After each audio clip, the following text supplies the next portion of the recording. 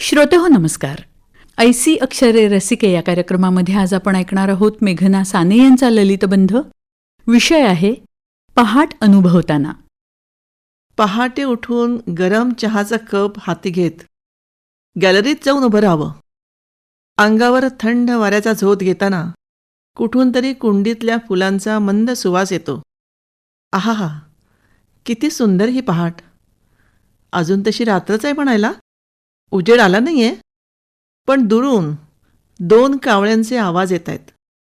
हे बहुधा सर्वांना उठवणारे ड्युटीवरचे कावळे असावेत. पण पक्ष्यांचा प्रतिसाद काही येत नाही अजून. पक्षी उठलेच नाहीत की काय? पहाटेची बस रस्त्यावरून खडखडत निघून जाते. बसमध्ये फक्त एकच मुलगी असते. जिमला निघाली असेल का? हळूहळू आजूबाजूच्या इमारतीतील दिवे लागतात. आजूबाजूच्या झाडावर किलबिल सुरू होते. सारे एकदमच बोलू लागतात. अरेच्चा, हे एवढे पक्षी झाडावर झोपले होते. पक्षी कसे झोपतात हो? कोण जाणे. झोपलेला पक्षी पाहिलाच नाही मी. पण आता हे पक्ष्यांचं जग न जागं झालेलं असतं. जणू झाडच जागं होतं. सगळे एकदम बोलू लागतात. किलबिल किलबिल किलबिल किलबिल किलबिल किलबिल. कोणीतरी मध्येच तार स्वरात बोलतो, माझं ऐका ना, असं म्हणतो. त्यात एक पक्षी टिटिव टिटिव टिटिव टिटिव टिटिव टिटिव असं बोबडं बोलत असतो. त्याच्याकडे कोणी काय फारसं लक्षच देत नाही. आता रंग उधळू लागली पहाट. आकाशात गुलाबी रंग खेळू लागतो आणि पक्ष्यांची एक जोडी मला विहरताना दिसते. भर आकाशात कुणीच नाही आणि गुलाबी पट्ट्यासमोरून ही एकच जोडी पंख फडफडवीत आकाश पार करतीये. कमाल आहे ना यांची. अख्खं आकाश पंखावर घेत कुठे वर जात असतील? आपल्या घरून निघून एखाद्या थव्यात मिसळणार असतील. हळूहळू बाजूच्या झाडावरची किलबिल थांबते. कुठे जायचं याचा निर्णय झालेला असतो बरं का. सगळ्यांनाच निघायचं असतं. माणसांचं जग जागं होतं तशी यांची किलबिल थांबते. माणसं जागी झाली की प्रदूषण सुरू होतं. त्याच्या आत यांना निघायचं असतं.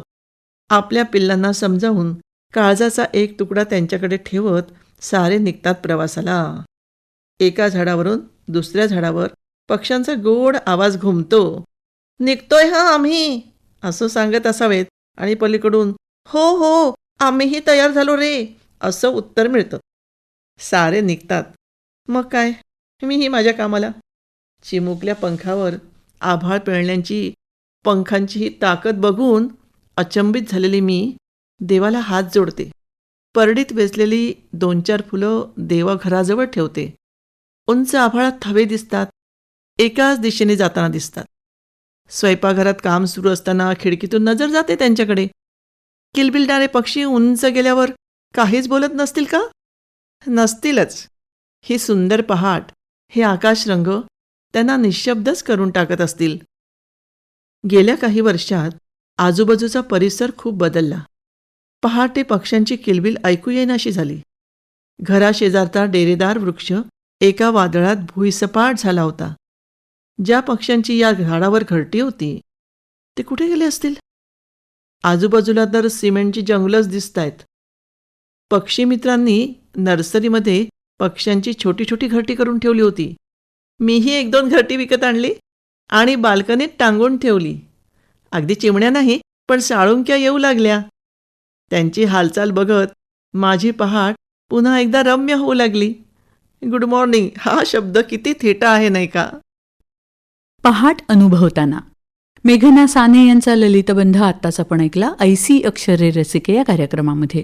या कार्यक्रमाला निर्मिती सहाय्य केलं होतं रत्ना मगरे यांनी आणि सादरकर्त्या होत्या ज्योत्स्ना केतकर. आणि याचबरोबर आजचा कार्यक्रम संपला. पुन्हा भेटूया उद्याच्या भागात. नमस्कार.